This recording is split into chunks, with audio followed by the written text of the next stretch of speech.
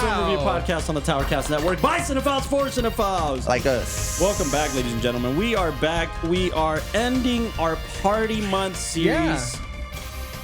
Well, yeah. How do you feel about that, pal? Why'd you pause on me? Why are you happy to end this You month? said yeah. Oh, it's because I'm starting sobriety soon. This is great. How's that working out? It's good. I'm already on the steps. Yeah? and- yeah. Like, after you got drunk, you fell down some steps and then you got back on yeah. them? or- Like, you know when you fall down steps and you hit rock bottom because the homeless I man's see giving you what money? did. Yeah. Welcome back, pal. Glad to have you sober. That was a fun episode. God. Beer It- Fest I was fun. I felt like it was in 3D for me the entire episode. I personally You know- apologize for anything I said. It was fun. You know was what's just funny? A fun time. I went to a bakery today to get some pan blanco. That's fucking hilarious. Did it. Great one. Remember when you said pan blanco? Man. So, you got some pan blanco?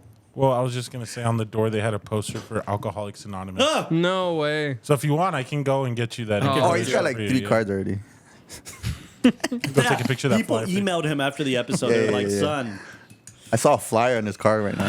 We are back, ladies and gentlemen. We're here to wrap up a party month. We had a good time. This was something get it. a little, yeah. Wrap it up. Wrap it up. We're here to, Because why?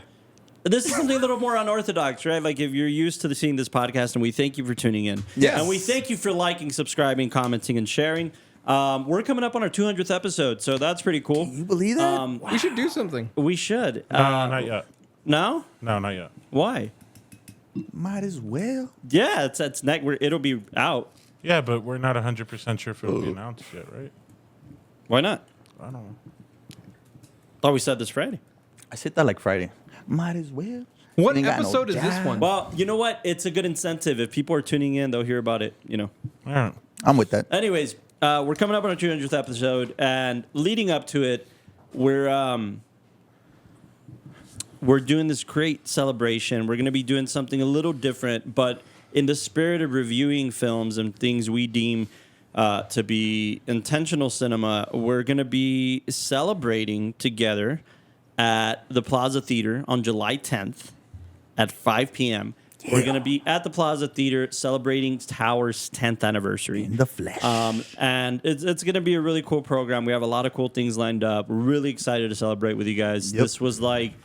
This is a big milestone, and we're so busy with stuff that we're just constantly on and going and going. And somebody pointed it out to us like, yo, hold on, like you guys need to do something about this. It's like a very cool moment. I can't ruin, and I don't want to ruin everything that we're doing because there's a lot of really cool stuff coming up. Ruining But just know that we're planning since like a month ago already. Yeah, there's a lot. There's gonna be a lot going on. It And means there's 3 more months. motherfucker. yeah, but in the spirit of that, what we can reveal, and it won't really be like on the flyers or anything like that. It's just gonna be kind of like this word of mouth. We're gonna be doing our 200th episode of the podcast live at the Plaza Theater on the stage of the Plaza, which is such a big deal to us. And the idea is to, instead of picking a film or a series of films that we talk about like we usually do, we're going to be talking about our own films. Our last 5 short films that we've produced is the idea to just go through and explore what we're doing. And that lineup might change. We might add some older ones. We might add some newer ones. There's a lot going on right now. We have quite literally 4 films in post-production. And we're trying to get them polished and ready to go for that event. So One was being colored right before we rolled. quite literally. So we just Crayons and all. want to celebrate with you guys. We want to show you guys what we've been up to, and I think 3 of these films are technically you're going to see them before their official premiere in September. Nice. So it's a pretty big deal to us, and in the spirit of that, we're just going to have like a panel style deal. Do our 200th episode of the podcast Yes, sir. at this celebration. So we hope you can join us. We'll Show you what we if got. we haven't already put out the flyer and stuff like that, you'll see it soon. But if you're tuning in, you just got an exclusive here on the show. But that being said, we're inching to that. I think we're on episode 185 or something like that. This is 187. This is 187. So 13 One- episodes away essentially from 200. 80. 80. You're still drunk. However, Not to break the glass or anything, but I think 200th will be recorded way before the release, like a couple weeks before. yeah. You know, it'll Damn. be fun. Very exciting stuff. In the meantime, we have one more party film to talk about today, and Wait, then who's in the room? And I'm getting there. I'm getting there. Yo, let I'm us trying to get give a a little boost there, preview. bro. And next month, we're going to be doing directorial debuts. It's going to be a lot of fun. We'll talk a little bit about that They at the hate end of my the episode. pick for some reason, but go on. Nobody hated it. In fact, Ricky will give you some head because you're doing that. Now, that being said, I'd like to introduce everybody in the room. Mr. Ricky Rodriguez, Woo! Mutton Chop Rick, Mine chop Rick. Mutton Chop Rick. Munchop Y'all Rick. want to see a dead body? Oh man. I was telling Rick he looks like a guy who's about to down a 30 and then just spend the rest of the night just giving us life advice. Let me I tell was- you about real cinema, kids. Yeah, sit around, kids. Drove Who's, a who's got a Trans Am cigarette over that here. can let me? I just told him earlier. It was like, hey, I know you're not 21 or 16 yet, but you want a beer? Like, he seemed like that cool. Sit down, kid. You ready for a tattoo?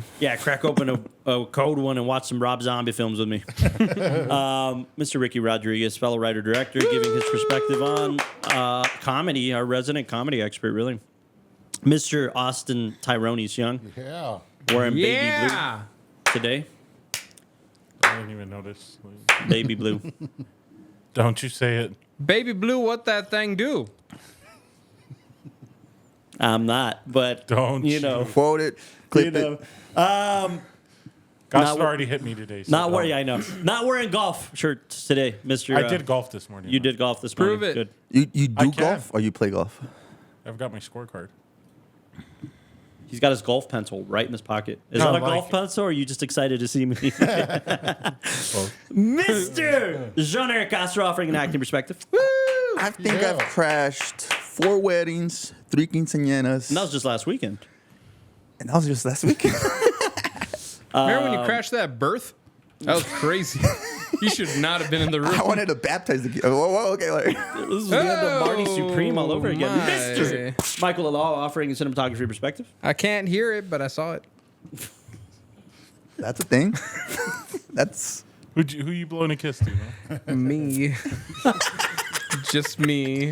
And you know what the worst part is that I love my. self. I guess it's not good to say. I was gonna say my Wiener. kind mother has been listening to the episode, Oh, which doesn't make me feel any better. And sober. She likes it. She says it's fun when it's not me. sober as a judge. Oh yeah. Wait, so Yeah. I just realized something. We got the stash and the mutton chops over here. You know? We got the stash, the mutton chops, and the beards. What's up? Yeah. Oh Ready- my God, Is we're that our like new We're ready to podcast? party. we wanted it to be in the theme of the party month, we're and like that's what we're slowly doing. Shows are- evolving men. Shows the closest retirement home, and we'll crash that. I'm sorry. What?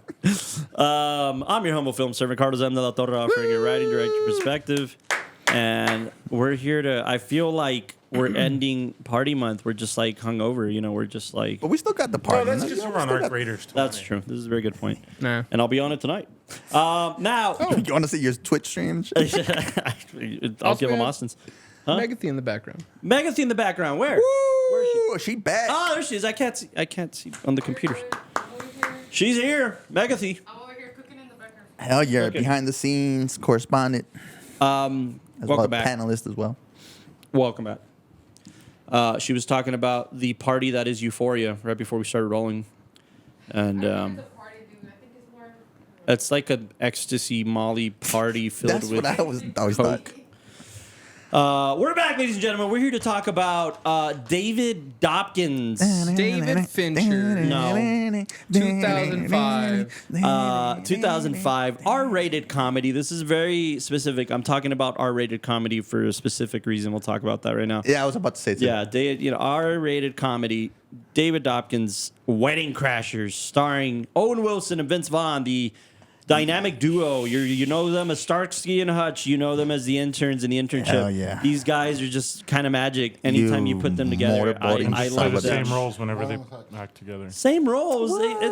But it's great. I dig it. It's like Abbott and Costello or something. Like these two together, I like a lot. They just work. Even though, like- the other one's not Starsky. Oh, you're right. But they Yeah, both. Ben You're Stiller. right. You're right. Yeah, That's a but very he's the good bad point. guy. Yeah. He gets smacked he smacks Snoop Dogg in the face on the golf course. That's right. And Snoop Dogg tells a great story about that. Did you ever see the Google one? That's a horrible movie, but they still have that I like same that chemistry. movie. It's a guilty pleasure film of mine. It's Google or what's it called? Yeah, it's Google. Google, right? It's called The Internship. The Internship. internship, yeah. They're the one with that kid that picks his eyebrows and then like at the end of the movie, he has no eyebrows. It's a guilty pleasure movie for me. I enjoy watching it. Okay. It's like the Adam Sandler movies. Like I just like throwing them on and they're fun. The Internship. Oh, okay. First runner blunder. Now we're saving lives. Yeah. What?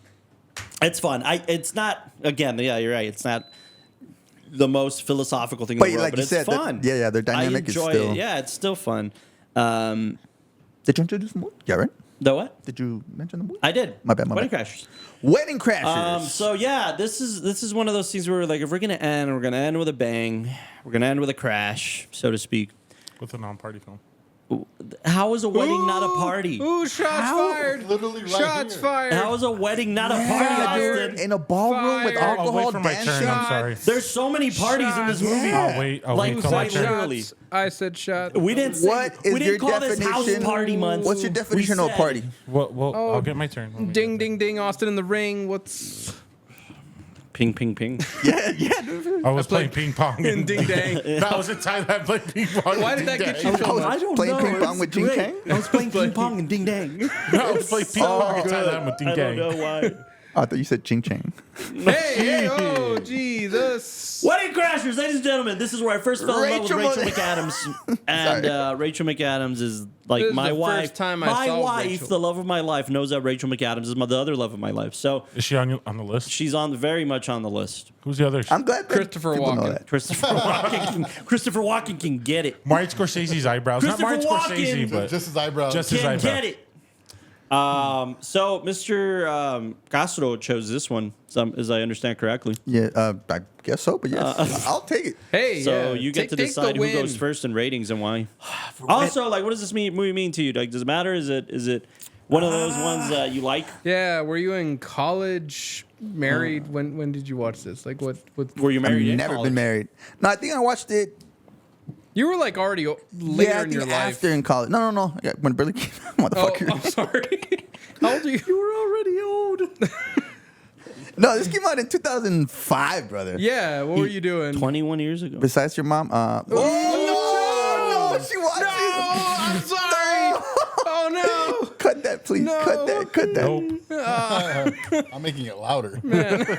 No, I Just just, zooms in. I just remember Vince Vaughn. I wanted to watch this film because of Vince Vaughn. Yeah. Because of the. Hold on, who? Vaughn. Vince Vaughn. How do you say it? Vince Vaughn. Vaughn. Yeah, like Jimmy just, Vaughn. You don't say the G. There is no G. I know you're Vince the Vaughn? G, but just get rid Vince of the Vaughn? G. Yeah. Vince Vaughn. Vince Vaughn. Yeah. Vince Vaughn. So ever since I saw him in Swingers, just been a Obviously. big fan of this guy. You're so money you don't even know it. And then Luke Wilson, when he came into the picture and just. Owen Wilson. It's okay. Just me, pick bro. one, man. Lucas's brother. Hey, it's okay, guys. So watching movies is hard. The That non-suicidal is true. one. No, but when Owen Wilson came into the picture, it just I love the whole relationship with Vince Vaughn, and just like you said, it was a party movie. It was during my party days, well, a little bit earlier, Yeah. What? I'm just wondering when it was. Like, and what were then you just doing? like Carlos said, Rachel McAdams. This is when I fell in love with her. This was before or after P.S. I Love You. Before. Before, right? This was right after she did The Notebook. Right before this, and simultaneously, I think, was shooting Mean Girls. Really? Look at that. There you go. Mean Girls, The Notebook, Red Eye, whatever Slings and Arrows That is. is a good one too. Red Eye is a good one. It's with Cillian Murphy, right? Yeah. Yeah, I remember that. And then Wedding Crashers. But yeah, just overall, I fell in love with Vince's character. I think it was around that time that I wanted to act, and I was like, man, if I could act like this guy, just witty, his dialogue, it's so awesome, dude. So that's why I kind of picked Wedding Crashers. Wait a second. Is she even in P.S. I Love You? I don't see it anywhere. It's not a PS I Love You. I meant the Notebook. Man, That- where am I at? That's why I was scrolling because I was like, which movie did he say? Wait. quick It's the same question. thing, kid. That's what's her face? The one from Click, right? Where was Bradley Beckinsale? Cooper in his career? My bad, audience. Bradley Cooper. This was one of his first big parts. Yeah, because He was the only actor, as I understand correctly, Bradley Cooper, that auditioned for this part and got the part in the room. She was just such an asshole. They were like, he was just good. It was Hillary Swank. Hillary Swank. My apologies. Yeah. But anyways, yeah, this was deep in your party days. Yeah, and it's one of the ones that I've always watched every year. Yeah, you kind of got to revisit it. Oh, dude, it's It's still like a holds. classic, yeah. It still holds. I've never seen it, but Since Delal's never seen it. You want him to go first? What? What? Why you look at him? Because he wanted to go first. Oh. Austin, go for it. What's your rating? woo, woo, One more time. woo. Baby Blue. Don't you, motherfucker. Don't you. Don't you forget it. You're my boy, Blue. You're my boy, Blue. Okay, so this is why I said this earlier. Like, Oh shit! Here it comes. I'm sorry. I know we kept having that You- discussion. Are we doing movies that are about a party, or are we doing films that you can play at a party? And yes, technically there is a wedding and it's a party, but Can you guys comment? but like as an example, I won't even use Project X as Yeah. an example. I'll use like Dazed and Confused. It's the last day of school. It's revolved about them hanging out, trying to tell people about the party at first, and then the party gets blown up, and then telling everybody else the rest of the night the party's no good. I don't see why this Even one's such beer- a stretch or like a reach. I personally feel like it's a reach. Do you think it's the most reach out of all the ones we've had? Yes. You're coming from And I like, even thought Beer Fest was a bit of a reach. Yeah, but no, not I as think- much as this one. I think Beer Fest is way more of a reach than this one because I I'm with you. thought at least with Beer Fest, it's really hard. You have to argue a fest, but really it's a competition that doesn't feel like a party to me. Yeah. But this one feels. Yeah. You don't think this one feels party-esque? Like No. It's a beer you fest. think so? I'll say this really quick. I think it's Oh, I think I important. know what it is. I think it's important we like define this because I think your and I's interpretation of a party film or a film you play at a party Yeah. is something so like mind blowing. But like, for instance, we think of like artists who have parties, right? Like if you go to an art gallery and they're Oh. showing a film and it's 2001: A Space Odyssey, it's because it creates a vibe. It Yeah. creates a vibe in the background of the party. It doesn't necessarily mean it's just something you throw on in the background of a party for the fuck of it. Right. So I don't think any of the ones we've covered this month are that. Maybe Days and Confused. Yeah, maybe Project Days. X. No. No. Yes. No. Yes. No, Project God, X is the no. ultimate meaning of a party. Yeah. Yeah, that's what I mean. It's the film you show at a party isn't what we're talking about. Exactly. Project X is I agree. Dazed the and party. Confused, I think, falls in that category. Yeah, I think it's probably the only one. I think you could these high concept, high visually kind of stimulating films. I think that's what I would want to throw in the party or watch in a party. But a film that revolves around partying, I think, is what we're aiming for here. Yeah. And if that's what we're aiming for, I don't think Wedding Crashers is Even it. with the whole opening montage and them Every, Yeah, wed- it's a every part of a it. wedding Going is like a yes, party. no, A no, wedding but- is a party. No, I understand. I'm not arguing that. What I'm saying is this is, at the end of the day, a rom-com. Sure, Sure, it's a blend. it's a of buddy it. comedy. It's a Buddy comedy with romance in it. Like, that's, at the end of the day, that's what it is. The wedding is honestly a small part of it. It's more. It's used more as a plot device than it is for the story. isn't that all the Or films? like, though? well, yeah, but what I mean is, like, again, it's something Like Project X, though the plot is about a party, the characters are buddies, and it's a buddy comedy. yeah, but this film, like, I'll give it to you. 10% The takes place first, at the yeah, wedding. the first 30 minutes is all Well, the that's party. fair. Yeah, That's that's fair. fair. That's fair. That's my Well, only. that makes sense. The whole film's not a Yeah. wedding. At the party, I'm you're not- revolving around You're the right. party. yeah, I'm seeing where you're coming from. Yeah, I'm not that's a trying to great- like say that this doesn't fit, but that's No, what I great mean. point. Like the party Yeah. finishes before the half of the movie, kind of. Yeah, even before the first act. If the whole movie took place at a wedding or whatever, then it would be. Or not something even that, different. but yeah, I mean. Yeah, I see what you're saying. Like death at a funeral. Yeah. But I still think it still lands as a party movie. Yeah. Okay. Like barely, but still. Yeah, it can be made for both. Burley? The argument can be made for both. Am I not saying the word correctly? Barely. No. I just, Barely. Well, all right. So So we'll stop here because it doesn't qualify as a party no, film. I Good was night, just ladies I and wanted to gentlemen. bring that Well, up. no, it was- So when it comes to my rating, it's a fun Yeah. film. My only issue with it, and I don't. it was that scene. You have an issue. I have an issue with Owen Wilson and Vince Vaughn together. Hold on, hold on. No, you said Hold not. on. You said no, right? Hold on. No, he said he does. I do. Hold I'm on. with him. Hold on. Perfect balance. No. Yes, I love them together. It's such a fun But they dynamic. play the same Oh, yeah, exact he did say that. roles whenever they act together. Dude, it's watching Wedding Crashers again. I'm like, And then I was thinking the internship. I'm like, they're the same. exact Maybe, people. maybe those two, but like That's what I'm Starsky and talking about. Hutch, they're not the same fucking characters. There's an argument. An argument can be made that Owen Wilson plays the same fucking Yeah. character in every movie. That's why I like him in things in like Midnight in Paris. No, but even Vince Vaughn kind of. You know is, what's too. funny? I kind of saw what's the dad's name? Christopher Walken. Christopher Walken. He played him like himself, which made it funnier. He didn't play it like anything He else. wasn't trying to be super He sophisticated. played it himself, and it worked. Yeah, and but Talking again, about that's- like not. Ricky said something so funny to me while we were screening the film, and I lost it. I don't know how we started talking about it. It was the scene on the boat. I think you were asking, like, do you think they shot on an actual boat? And we're talking about it, and Rick looks at me. He's like, I wouldn't trust Christopher Walken on the boat, and I lost my shit. I thought that was the greatest joke ever. In case you don't know, Natalie Wood, if you've seen West Side Story or if you've seen Rebel Without a Cause, she was big, man. She was like a massive star. And they went on the boat ride together with her husband.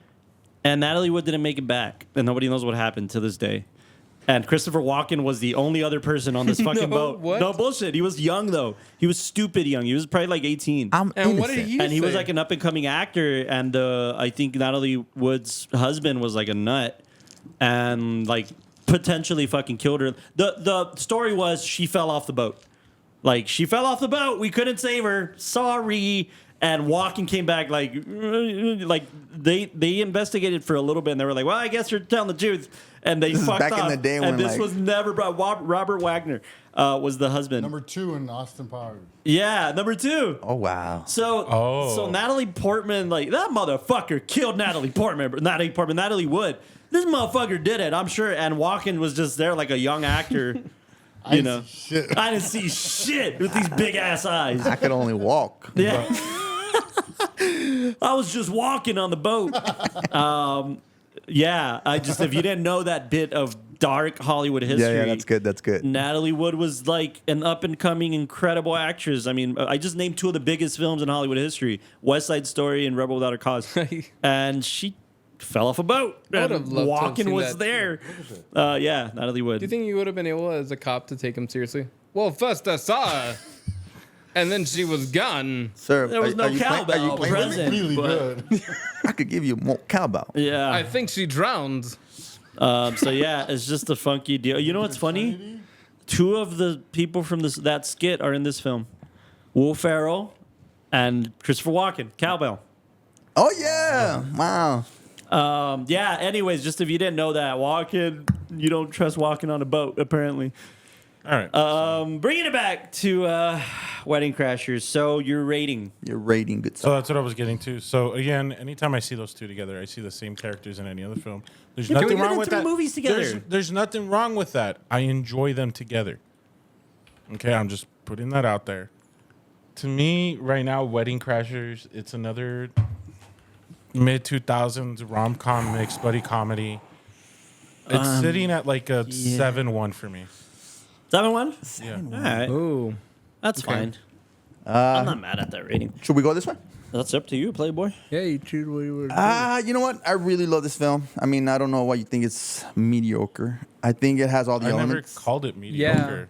You 7.1 I mean, you is kinda did. mediocre. You, As a you called cinem- it another run-of-the-mill rom-com Well, from the early 2000s. it has all those things. I love this film. I do. There's another But one of my again- loves. But again, as a cinematic rating, where this sits on the cinematic Yeah, scale, yeah, that's fine. for me. It's Yeah, at a 7-1. yeah. But when we talk about like the rom coms of that era or buddy comedies, it stands out. Dude. While we're on the topic, That's good. Yeah. well, I'll you go and then I'll give my piece. But Where was that? I give it a 9.2 just because. whoa, Yeah, I love it, dude. I love it. I don't care about like cinema. I think this one. I care about cinema. I don't care. All right, we're gonna clip that one. Hold on. I don't We're care gonna about clip the that for cinematic. Do you think about like this Scorsese film. just got a little spell? Keep in mind, you, I think I heard. you open the podcast. Can you let me finish the for sentence? cinephiles by cinephiles.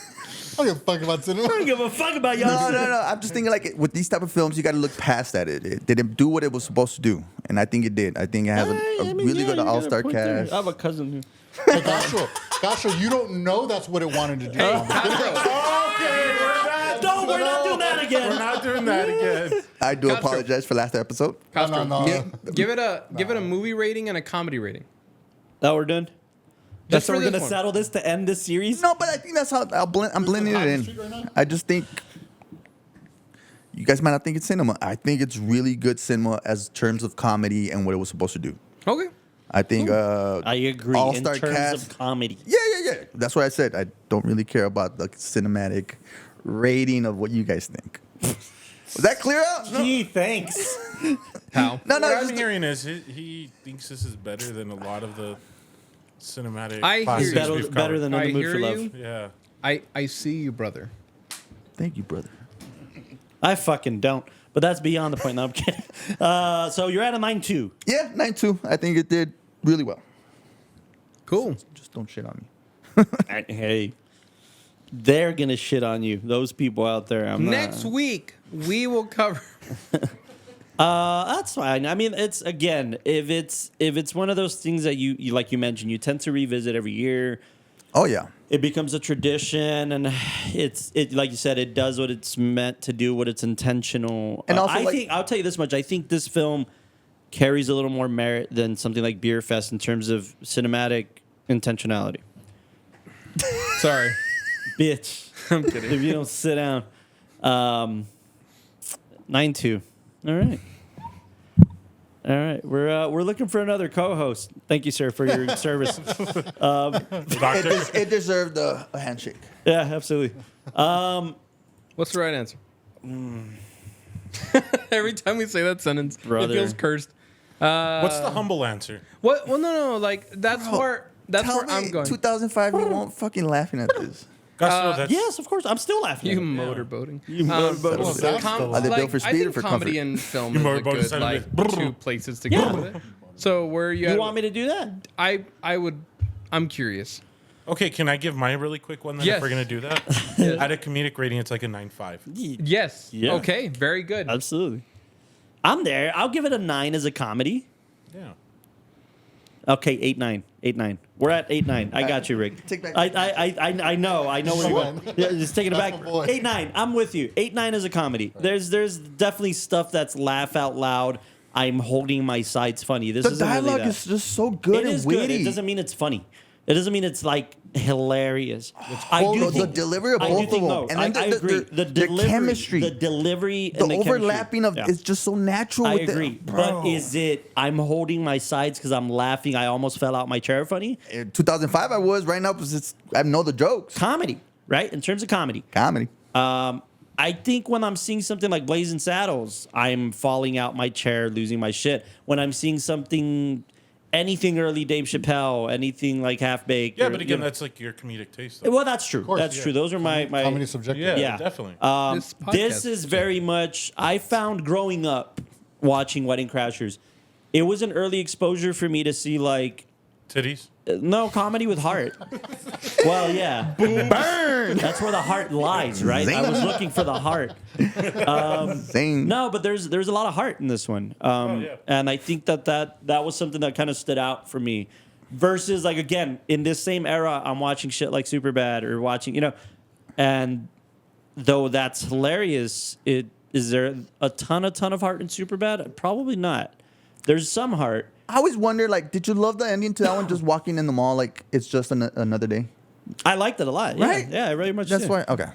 That's more cinematic in my Right? opinion than driving off into the sunset, raising your hands like something like this. Yeah. However, I think comedically, yeah, I'm at an 8.9 comedically. I think I'm with you, Castro. I think the trade off between Owen and Vince, and this was probably Their peak.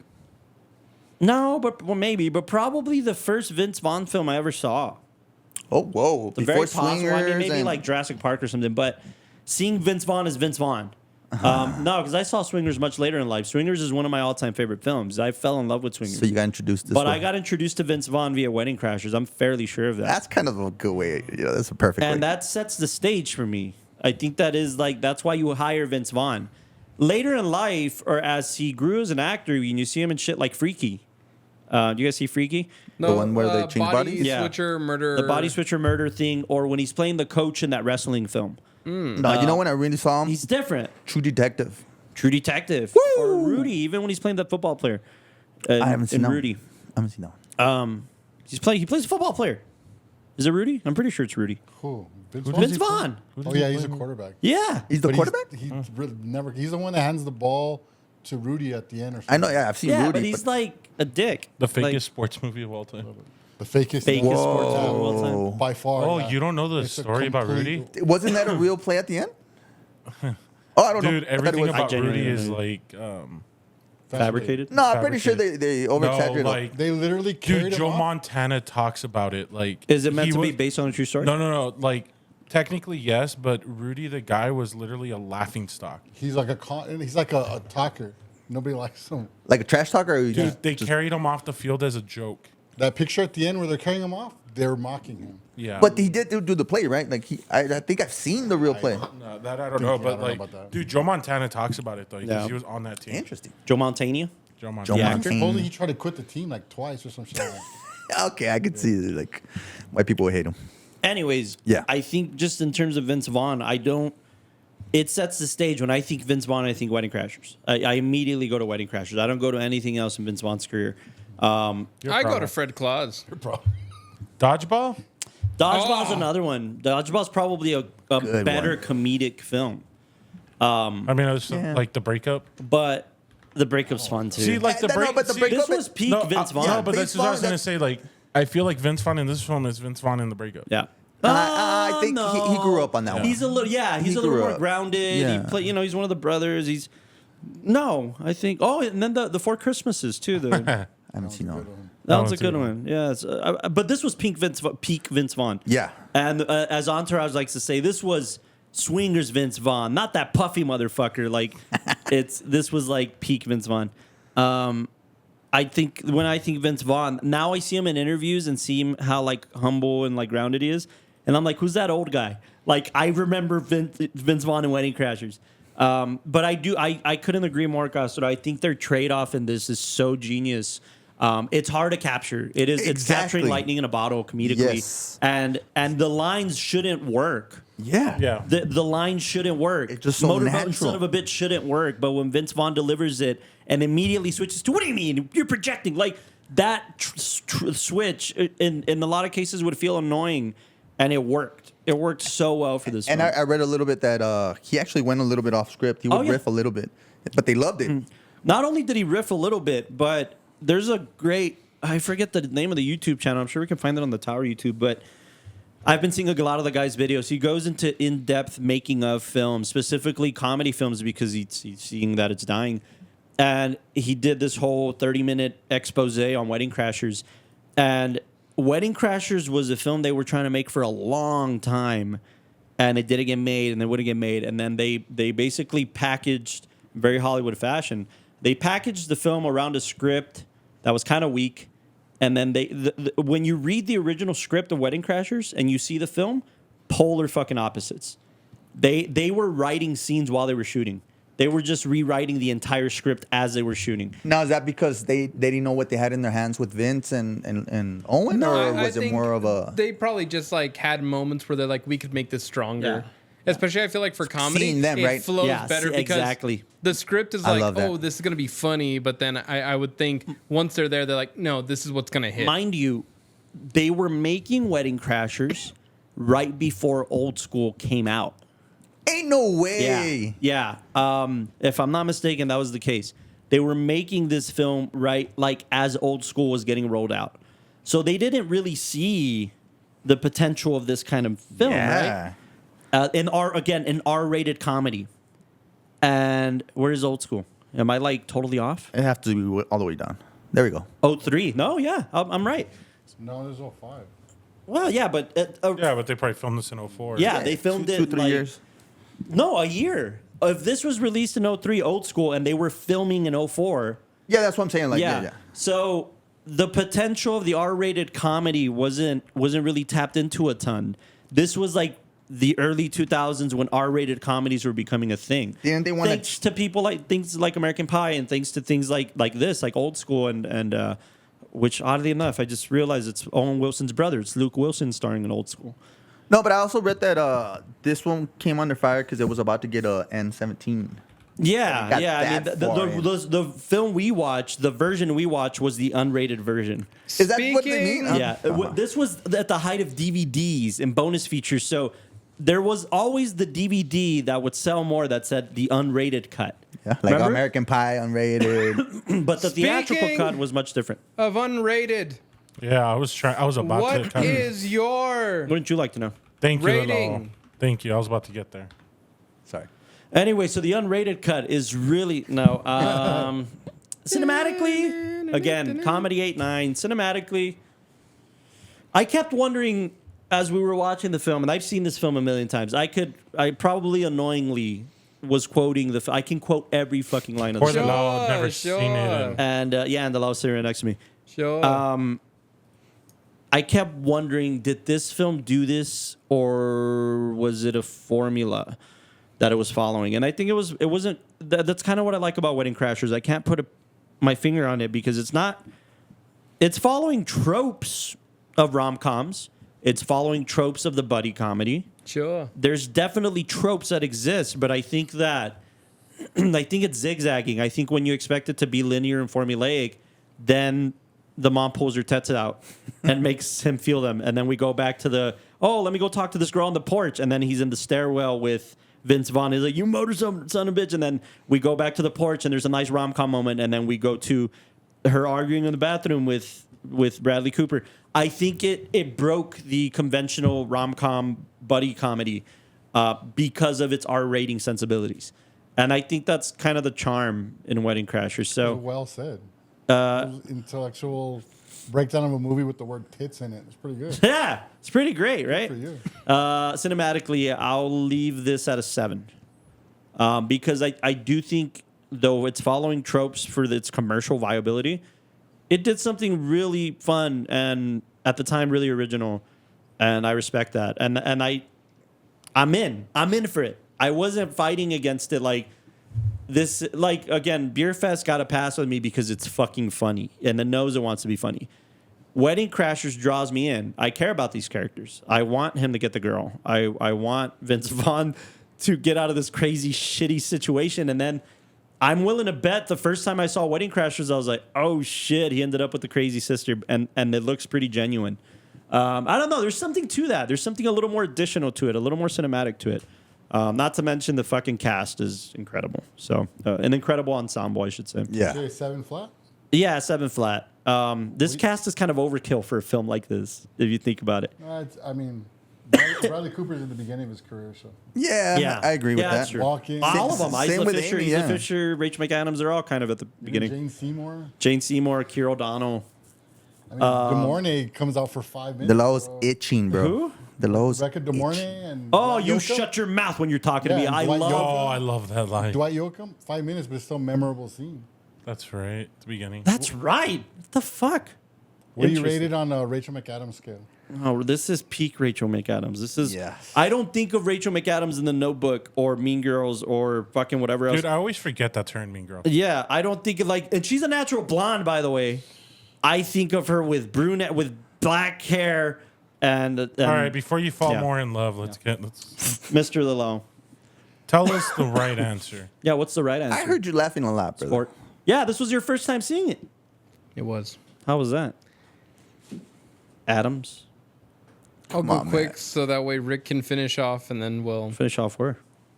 Why is somebody rubbing you under the table right now? Dude, that's one of my favorite scenes. It feels so good when he jokes. It's so good. It's so good. So good. And then it cuts. I think it has the best cutaways because I don't know why I got a kick out of he says that beat and it cuts over and almost center frame is the grandmother just kind of blazing up. It knows exactly I what can to do it myself, asshole. Yeah, I maybe this is just me being stupid, but I really liked that when they cut to that guy making the phone call, Bradley Cooper's calling his friend. Oh, the tennis balls? I guarantee it's noticed got to that be before intentional that it cuts to him turning around and completely missing this ball. And in a very cocky, dumb fashion, it knows, I guess, those beats, right? All the jokes land. I do think it's really witty. As a comedy, I'd probably put it like an 8-8. I think it's really good, there's parts that probably could have been better, but I think that's probably like the fault of like maybe the story or I don't know. Like I just think it could have been elevated a little bit more. Yeah. Would you all agree to that point? I think comedy, to me, the definition of comedy is how far can we bend this before it breaks? Yeah. And Absolutely. pushing the limit. But I think with R-rated comedies and with getting dirty, where it's not gratuitous, how far can we bend this before it's shitty and overdone? And I think this is a good example of that. How far can we talk about tits and a dirty grandmother who likes shotguns? How far can we go before Or like in the butler confidence. being like the grandmother too. Just be careful, just push Rick. 90. Rick, you already got your rating, right? Yeah. Okay. I'm going to quickly get this one out, and I'm just going to pass it to you. We're not even going to think about it. As a movie, 6-7. Okay. What's your rating? What did you say is a comedy? 8-8. 8-8? Yeah. All right, yeah. Mine's very similar. I think as a movie, I'll give it some merit. I'll go 7.4 as a film. I think I agree with you. I think the heart is what it is. I think as a comedy, you said 8.8, right? 8.8. I think I round there. I say Yeah. 8.8. 8 is a good one. I just but based I what you were- think. Oh, You think? therefore I am. This movie, I think comedies at that time were trying to play with these absurd situations, and they get more wild. And I love that there is this kind of like ramp up, but I don't know. To me, it even felt like it did it for the bit and the joke, but then like story wise, things weren't like flowing the way I liked. I don't know. What? Yeah, like There- but I It think was more about flowing the pretty impact because fast. I agree with you. I think that they're a duo. I absolutely love the Wilson brothers. I love Vince Vaughn. I think they're great. I don't think their formula is as strong as you think. Like it's even back then, it was funny, but it was like Yeah. It's like They certain were actors just like it to me. It felt and I know it's like probably diminishing it a little bit, but it felt like a Family Guy episode where it's just like these characters that we're starting to love, and then you throw them into a random situation, and then the comedy in their dialogue just comes from them being like, well, what are we gonna do? But the camera would cut to them a lot having these dialogues, and it wasn't dynamic. It wasn't interesting, and you could tell What that do you like. mean? Like it's literally just like they're gonna be funny. We're just gonna leave it on this medium 2-shot and walk with them. Sometimes that's all you have to do. I think. No, and that's I fine, Think but I mean- comparatively, we were talking last week about how. This is what I wanted to ask you. We were talking last week about how cinematically Beer Fest was just beer festing. It wasn't doing anything cinematically. There was, aside from it not really having a ton of heart, there was no cinematic intention for it to want to be something else. I think there's a little more, not a ton, but there's a little more of that in here.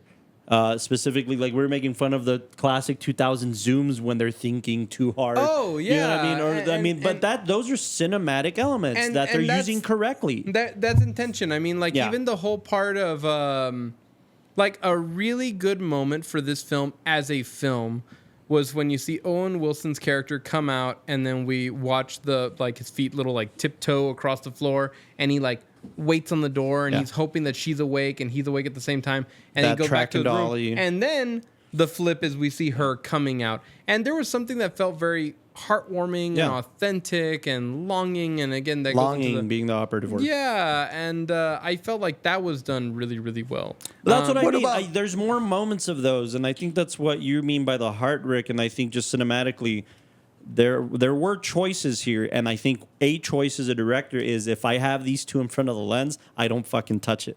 I let them do their thing. Because there is such thing as like, well, if we get this shot here and we go around them, or we It's- punch in this moment, no, it's- you let those two do But- their thing but on the okay, two shot. absolutely. Yeah. But what about the meaning of both of them and going to parties? Sure. You don't think there's yeah. loneliness, and then that's just their escapism of like. Oh, I know, their- but that's you their know what? character part of the formula, It- part it's- of the it's got- what do you say the Tropes? No, the Joseph Campbell Oh, the situation. yeah, the hero's is journey. The hero's journey when they're like hell of a season, pal, at the Lincoln Memorial. Yeah, and he nice. says, "Well, we're not that old, young." He's realizing- those are his I wants. Those are his where this is my I want. Like how long moment. are we gonna do this for? Yeah, and that I want moment, though, in a hero's journey. Because she repeats it back to him too when she's talking to him. Well, you're not that Players. young. Yeah. Yeah, it's Good little- It's good. But you know, That's like, what I'm saying. it's Like good. it has a lot You know? to dissect. Like, to me, I just felt like Have we seen it before? Sure. Have we seen it again? Definitely. The Will we breakup- see it again? Absolutely. Absolutely. To me, I think it was lacking in these story beats, and I'm not saying that it needs all the story beats because again, it's a comedy movie. You're going in there, it's going to give you these situations to laugh at. But I thought it was a really weak moment when they have their buddy breakup, like When he walks in on them? No, because Owen Wilson goes to this thing. He's like Gets his ass kicked. It was very rushed. It was like, oh. What are you doing? It's been months. You got to get over it. It's like, I'm going to go and I already got a plan and I got a suit and you're going to join me.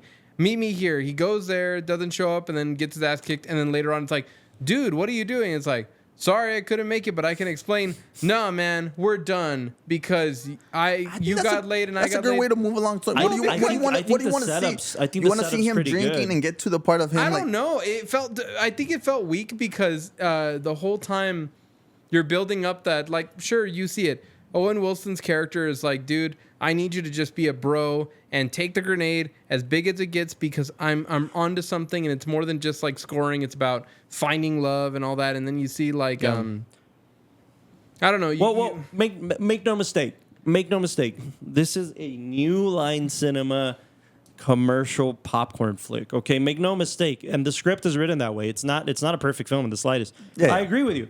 Those beats do exist. Those weak kind of moments exist, and I think that's a studio comedy because doing its thing it to needs get you there faster. To It's your get the classic rom com thing where if she even when he got outed and she's telling you, is this true? And he's like, yes, but there's more to Shades that. of Grey. She goes, no, yes or no. I That's think- how it is in all rom coms Yeah. where it's like yes or no. If they should have given him 5 minutes to explain, then he could have explained more. He wouldn't Right. have come up as such an asshole. It's but it's also- a classic yes or no. Yeah. Yes, I'm out of here. It's also That's a good, Ricky. cinephile I hate you for that, but that's good. It's no, al- no, and I'm giving it props. Yeah. I think despite these things that Yeah. otherwise annoy me, I really, really enjoy it. I've I told think you the how I feel title about rom-coms. the title of this episode and the conversation we're having is that there are some really bad studio films out there, like modern 2000s and on studio films out there that carry the tropes and use them and beat a dead horse out of them. But this is one of the good studio films. Wedding Crashers is a good studio comedy. Yeah. A And long it's got time a ago, you whole- and I had told you I despise rom-coms, and I remember you called me out and told me, no, you don't. You're thinking of the wrong ones, and you started to name ones like, do you know like this film's like this film? And Wedding Crashers is not your 100% rom-com, but it is enough of a rom-com Yeah. to say, see, you do enjoy it. And this is a film I very much enjoyed. Yeah. And because it's a rom-com, it shows you can do things right. And despite these little cliche things, you could still make it right, make it enjoyable. Yeah. That trope didn't annoy me. You're right. Well said. And to your point, Dalal, there's a formula in this. Just like we talked about the formula in sports films before in the last episode, there is a formula to rom-coms. This is why I had trouble while we were screening it. I couldn't pinpoint rather whether it was Wedding Crashers inventing something in real time, which was this rom-com uncrafted, or deconstructed rom-com. But what I do know is this: the rom-coms that we hate were created in this era. They were created in 04, 05, 06, 07. That's what set up the rom-com to die in the studio system because now we don't get them as much. We get them on Netflix periodically and they're shit. They're That all on Hallmark. they're all this on Lifetime. era Oh, don't even say Hallmark. was How to Lose a Guy in 10 Days and the P.S. I Loves You and all those films. This was the era of the overstimulated, undercooked Ghost studio. of Yes, Girlfriend's Past and shit. studio rom-com. This was this era. So I asked myself, well, is Wedding Crashers part of that conversation? It definitely is. It's But a formulaic studio rom-com, but it broke a lot of the tropes because it's an R-rated studio rom-com. PG-13 rom-coms were PG-13 rom-coms because they get more butts and seats. Right. You have more people going to the movie theaters for a PG-13 rom-com. R-rated rom-coms are not. They're very few and far in between, and especially in this era. So I think that was my internal battle of like, it feels generic and it feels this and that moment could have been better. And then I think it's doing something kind of spectacular. It's doing something that I'm positive New Line Cinema was nervous about. This is a 2 hour and 15-minute comedy. Comedies are 90 minutes. 58. Hour 58. Even the extended cut that was on. Then it's 207. 207. rom-coms and comedy movies, studio comedy movies are 90 minutes. Always. They're 90 minutes. They're rarely ever 2 hours. This pushed the envelope a little further. Yeah. And I think if they would have cut it down to a 90-minute thing, it'd be even worse. Yeah. Like we'd have all the generic beats sticking You up. have to go faster. Anyways, that's just my rant on like there is a difference, and though it is formulaic, I had trouble thinking it's 100% formulaic. It's not. I think it's laying the it's pipeline, got- and Plus, then the rule is if it's funny, it's funny. It works. Yeah. I mean, that's what separates. You talk about that time and stuff like romantic and rom coms. Yeah. Where that's what separates something like The Notebook and P.S. I Love You, which are fantastic films. Yeah. But they're often gut wrenching. They're not Absolutely. as funny, but they lean towards the hard, like grab your heart and twist it. I can- This one went the opposite way and said, "I'm going to make you laugh a lot." So the percentage, it's not as much of a rom com as like, I don't know, whatever this Kate Hudson. Well, movies look, are. I love my wife to death, and she is the biggest proponent for that era of rom coms because she enjoys them and because they're candy, and you don't have to think about them a ton. The wedding. But plan. I've probably watched How to Lose a Guy in 10 Days, fucking 10 times, and I can tolerate it. It's They're enjoyable. yeah. There's certain scenes I like. Yeah. They're enjoyable, but oh god, are they formulaic to a T, like to a bad T. There's the guy, and he's gonna talk to his jock friends in the marketing agency, and there's the girl, and she works for a The magazine. chase at the end with the Dude, yeah, Chase on the New York Bridge. poppy song. Oh, Lord. Yeah, they're formulaic to a T.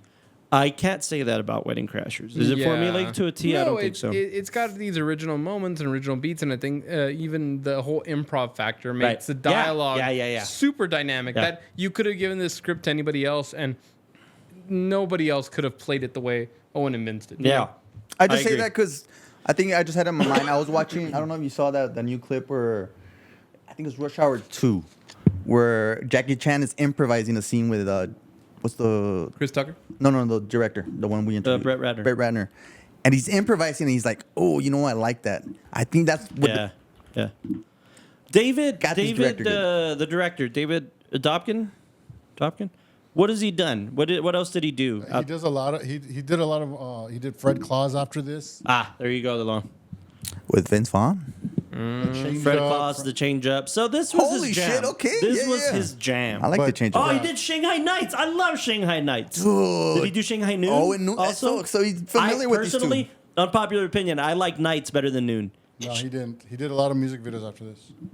Before Shanghai Nights, though, did he do Shanghai Noon? Yeah, I'm pretty sure he did No. both of them. Oh no, so they just got him for the second one. Oh, he was a music video director. Tupac, you. Yeah, he Coolio. did. He did. I get around. And Keep then your head up. Keep your head up. I like Shanghai Nights better than Shanghai Noon. This is Just his bunch right unpopular opinion. I like them both. I don't remember which one's which. Shanghai Nights, they go to London. They're looking because his dad died. And the which one's the Emperor. Western? Noon. The Noon. first Okay, I like the Noon. when the shots at me. Oh my God. All the bullet holes. Tom Day directed Noon. Okay. Anyways, this is his jam, right? The studio comedy. Yeah. And with people he's worked with, which is it's cool. Owen Wilson. David Dobkins, the studio comedy guy. Seems like he did some pretty successful studio comedies. Defining successful. You like the loosely. Judge, no? I've never seen the Judge Isn't that Oh, with is that the one with Yeah. with Iron Robert Man, Downey yeah. Jr. Yeah, Robert Downey Jr. Oh no, it's not. Oh yeah, Yeah, it it is. is. And It is. Robert Duvall. Bobby Duvall. It's a good one. Vera Farmiga's in this. I didn't know that. It's good. I like Vera Farmiga. What a change up from Wedding Crashers to being like, nah, I'm gonna go serious, and then after that, nah, I'm just doing music videos. You know? Yeah. No, Yeah, no, who but I mean, knows? come on, the But change of it's because but bunch of remember, I benefits. keep saying it on this series. The studio comedy doesn't exist anymore. That's sad. That was his jam. So of course he's not going to direct any other movie, right? Like that makes sense that he's not directing feature films right now. Right? bring back 2014 DVDs. is when he hit the Judge, and after that, he did That's interesting. music videos. I don't know. I think it's important to note. I always like to think about that, just to your point of like, well, where was this going, and what kind of voice does this guy have, if any? Exactly. Fred Claus seems to be something that's a little more. I think it's a fan favorite, but ultimately it's I very love much in the Fred Claus. vein.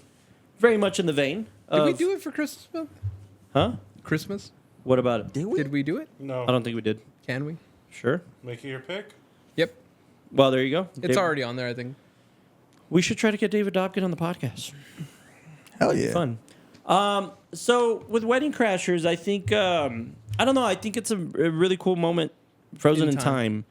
I like that the studio comedy used to be this. I think it's a good reference for me to be like, kids, this is what studio comedies Yeah, the used to be. closest I feel like you have to studio comedies is whenever like Adam Sandler comes out and tries to do something. Yeah, that's true. Nowadays, But for again, sure. they don't want Isn't to. there- well, I mean, we're getting like Scary Movie in like 2 weeks. But look, it's a lot of the like veteran players coming Isn't back to there a, try like- to bring it But back. Scary Movie falls into another category. Yeah. Scary Movie's a spoof film, right? I mean, Didn't the trailer come out for a comedy coming out with all the current guys though? yeah, a Scary Movie. No. With like I think Drewski's in it and Theo. Oh wait, Bus Boys. Yeah, Yeah. that's Theo and It's David Theo Spade. and David Spade. They co-wrote that script, yeah. Which is weird, dude, because I remember I used to watch. Well, because they're trying that. No, but I remember. Well, yeah, but I remember they did this like 2 or 3 years ago, It's and barely coming out, right? Theo Vaughn was not about it. He was talking in his podcast like, oh, I don't know if this thing should come out. he was doubting it 2 years They ago. directed it. I don't know. I don't think they did. They just put money in it. Because I think I remember listening to Theo Oh yeah, Von Trevor and Wallace is in it. And David Spade said something to the effect of like, "Oh, Jonah Finegood's a good director." Huh. I heard the movie sucked. I'm a big Theo Vaughn fan. I haven't seen it yet. It's because Theo Vaughn. Wait, scroll down. What else has he done? Because I remember his name. It's because Theo Vaughn, like even with his specials, he's not funny, but he's funny and just being him. Oh, we kind of had a talk about that a while back. There's a difference between the comedy or the comedian that sets up a joke and it's these fast punches, but they're fast and loud and they're funny and you're belting, and then the ones where you gotta appreciate them like a wine or a whiskey that you have to kind of sit with the story. And I feel like Theo Vaughn kind of sneaks up on you like that. Like if you're listening to the story for a while, you're like, what the fuck is he saying? When am I Where's he supposed to going laugh? with this? And then after a while, every word after that is just absolutely hilarious. He's a Genius. situational comic, but he's a very unorthodox situational Yeah. comic. I mean, Like- just listen to him when he's on Rogan. Yeah, Yeah. he's good, but He's funny. his It makes two- you want to his kick a will little fat translate. kid at his two Walmart. stand-ups, Will it he's translate? just nervous Yeah. as hell. I'm like, Theo, you're funny, you're good, but I you don't know, think- Theo's I've got always problems. said he'd make a fantastic writer. Because on stand-up, maybe that's what it is. His delivery it's still funny. And He's look, way- David things he says, Spade. you're like, that's genius. Like on paper, Yeah. that is gold. Yeah. David On stage. Spade is. it just sucks, man. It's just fuck. Let's face it, he's been doing this a long time. He knows what works in the sense. Like, aside from working with Sandler, we're talking about Joe Dirt, we're talking about Dickie Roberts. Like, this guy made studio comedies that Yeah, worked. he grew And up on I that. think the argument between those two, when you listen to them talk about Black Bus Sheep. Boys, was like, if nobody's going to do it, we're going to do it. We want the comedy films back in the theaters. So what are we doing?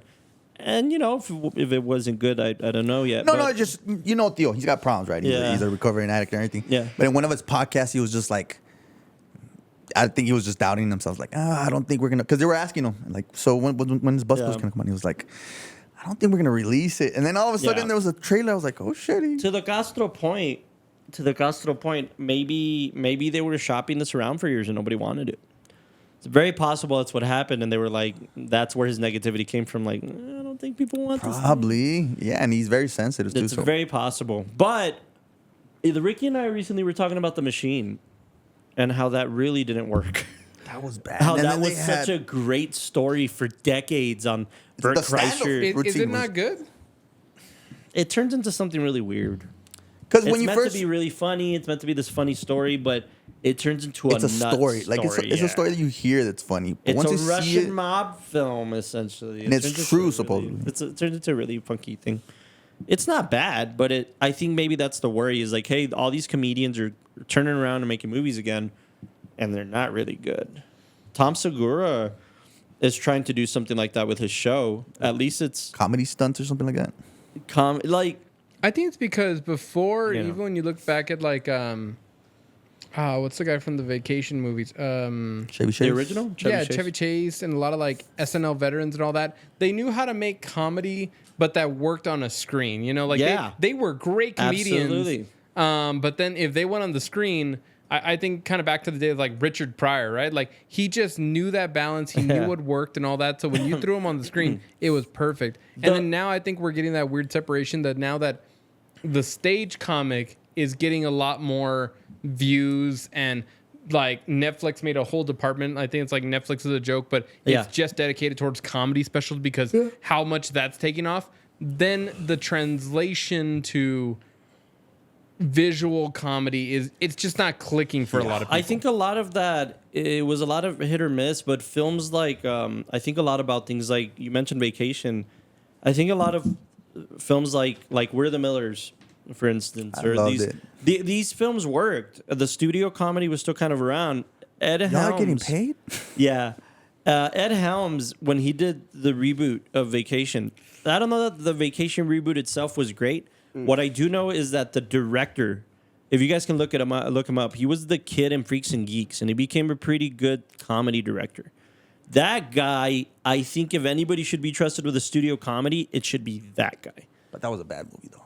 It wasn't horrible. I mean, It was just the van John Francis Daley falling apart. That's why I remember Jonathan Goldstein, because they're co-directors, right? I remember this guy so much. Oh no, different guy. Never mind. Sorry. Anyways, go back. The Game Night. Yeah, like that guy should be trusted. These Horrible two bosses. guys directing should be trusted with studio comedies. This guy, the guy from Freaks and Geeks, that guy. I remember him so much. He was in Waiting too. He was In in Waiter. Bones. He was in Bones. Notoriously.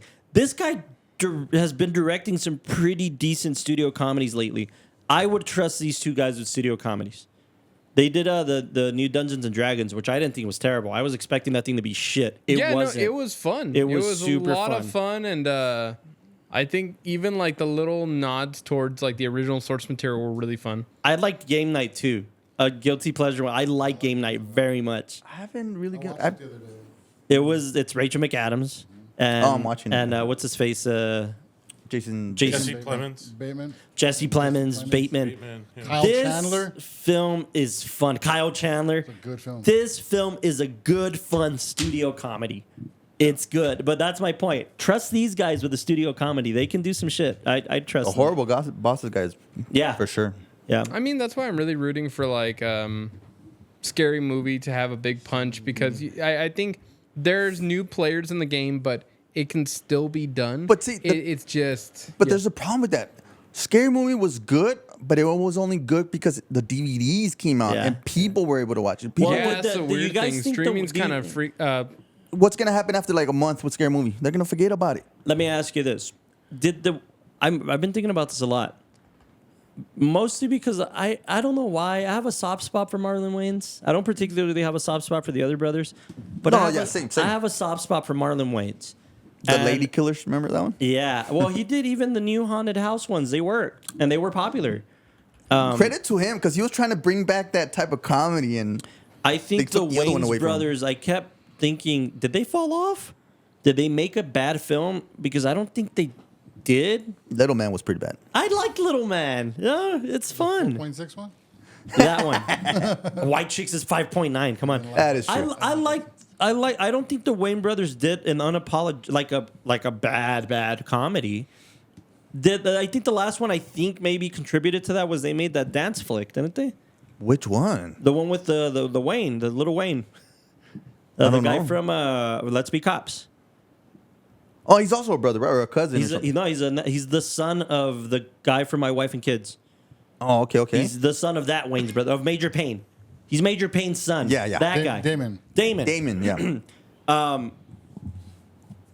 I think that was the last thing the Wayne's brothers I did. don't even remember that. Exactly. They didn't do something that were like, fuck these guys. They're not. Is this the Wayne 50 brothers? Shades of Black, yeah. That's I- 3.6. And I think Marlon went off and did his own thing for a long time, for like 10 years. See, yeah. And then everybody was like, yo, Scary Movie, White Chicks, are there sequels? Are there sequels? Are there sequels? And he's like, we have the White Chicks script 2 script written. The studio doesn't want it. Like, nobody will give us money to make White Chicks 2. And there's something fundamentally wrong with that. I'm not particularly the person to root for sequels, but a studio comedy sequel, 9 times out of 10, it's fine. It works. Yeah, because a Marlon or a Wayne's Brothers sequel. I mean, even on top of that, like I remember getting really excited when I saw on the IMDb for Ben Stiller that Dodgeball 2 was coming out.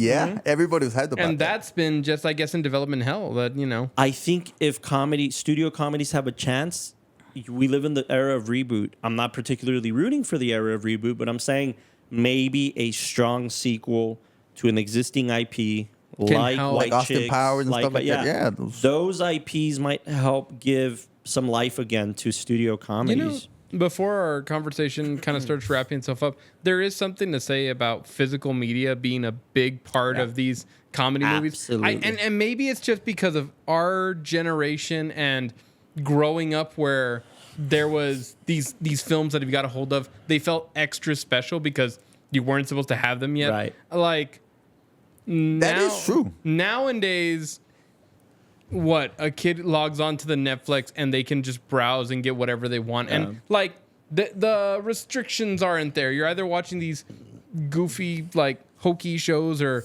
mom and dad gave you the Netflix, so go ahead, watch whatever. Like, it doesn't punch the same way. No. And then also we're so oversaturated with. Adam Sandler went and did a lot of like Netflix comedies, and like. We're so oversaturated that there's nothing special. They're all just kind of flooding. I read through. a blog where now kids are like, if it's 2000 and 2020 or lower, they won't watch it. They want new. They want what's new. And what that's the streaming culture. That's I mean, insane to me. the That's streaming culture insane. is like, what's the latest thing? Like, I got so much fatigue recently with. They're never gonna watch Godfather and stuff. We're like also that. trusting. We're also trusting comedically. We're trusting the new generation of comics, which are the Trevor Wallaces, which are these kids. Not that they're not funny. I think Trevor, Trevor Wallace is very No, funny. but they're very like skit. They're very content, Yeah. social media, fast comedy. It's not. It's flash That's in what the their pan. mind is. Yeah, and I mean, I That's think who we're trusting with comedy films. no, and there's Like, I like Drewski, but- let me ask, like, as an example, Trevor Wallace. You guys see the 1 minute reels and stuff. Have you ever gone and watched like the 10-minute video that 1 minute reel comes from? No, Yeah, they're bad. They're not as. yeah. They're not as punchy. They're not as punchy. Yeah. Maybe the kids we pay attention to are the kids who just made Obsession. Though the guy's focusing more You know who he cinematically. is, right? Yeah. He's I the like kid him. from the TikTok comedy skits. I was a fan of him on TikTok. That gave me I mean, so much hope. funny. Even those skits were made very well. They're Very comedic. well. Yeah, They were yeah. extremely How funny. you one is he supposed to again? do anything? Huh? Is he the cum guy? Like, He's Corey the big Big- mouth. Yeah, It's a bad idea. Yeah, it The- was like, why What? are you gonna do that That to the guy, cake? Cooper. It's like, yeah. Dude, that like guy, we want bro. you to come. no, I don't it's like wanna it's come. like Go make a shitty yeah, you film. wanna like fuck it, let's do it. And it's Love like, that. why Yeah. are we Why? gonna do it? It's like, yeah, we're gonna eat the cake, but why do you want to do that to the cake? I don't understand. Yeah. Right now, their Dude, that gave me so foray, much. right now their foray is 26, horror. by the way. Obsession seems to be working as a horror film, but these guys have shown that they have comedy chops. Yeah. You know what I mean? And they're intentional, and they're like, he even said, I heard an interview with him recently where he's like, listen, we both agreed, him and Curry Baker and the other guy, Cooper or something. Yes, He's like, Pana. we both agreed that if we were going to make skits, you don't see us filming these on our cell phones. We bought cameras, we bought Yes, lights. I saw we that. made this very intentionally, and they were by the way, they're in film school. They dropped out of film school to make comedy skits. Yeah, I think it was. They Was it dropped- Austin? I think it was Austin. ATX. I don't know. Are they? Are they from I Austin? think. I know they filmed in Austin. They we already filmed dropped Obsession. out. Now we just got to do it. They screened Obsession. They premiered it at South by. Dude, you know how much they made Obsession? Dude, Not yeah, even for a No, it was a million, right? It was a million. million. $1 million Obsession cost, And right now it's at- they just bought it for $15 million. Yeah, and then the box office right now. Really? They it's- just bought it for $15 million, and the box office has gone off. And this is before they even go to streaming. It got a theatrical distribution deal. That's insane. I think it was that Focus guy, Features. That guy. Yeah, I think Focus Features bought it for And he 15. already wrote his next film. I mean, Yeah, they already picked up his next film. Like these kids are doing some shit. That's what I'm saying. I used to I'm follow pretty this guy. sure eventually these two are going to pivot back into Yeah. comedy, and when they do, maybe gonna there's be some great, hope for the yeah. future. Yeah. Wedding Crashers, ladies and gentlemen. I heard didn't know. I heard that they're planning a sequel, but it just never got off the ground. That'd be interesting. Maybe. They're all alive still. I mean, shit.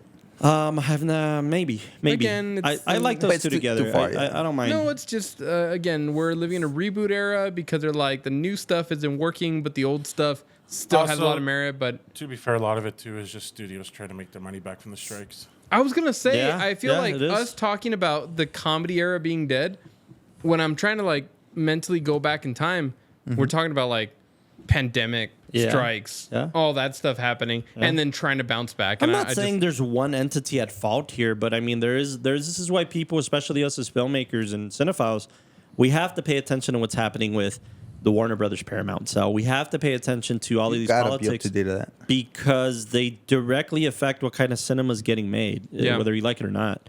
And I think that's why the comedies were intended to be these guaranteed things. Like, we're gonna invest $5 million into a comedy that's easy to make, and we'll get our return like that. Yeah. Because people love comedy. That's not really the case anymore. So yeah, hopefully we can do something. Speaking of Owen Wilson. Yeah, well, sort of. Yeah, you're right. Oh. Next week, we jump into our directorial debuts month. We're bringing it back to a cinematic list, I should say, of first-time films for first-time filmmakers. And we're going to kick it off, Mr. Dalal's pick. We're going to talk about Bottle Rocket. I'm glad you picked that. That's Wes Anderson's Bottle Rocket. Are we starting with that because he's been wanting to do it for so long? yeah. I mean, Probably. Yeah. I have no beef. It's a genuine question. I'm not trying to. I think that's just how things... I never said anything. You gave me that look.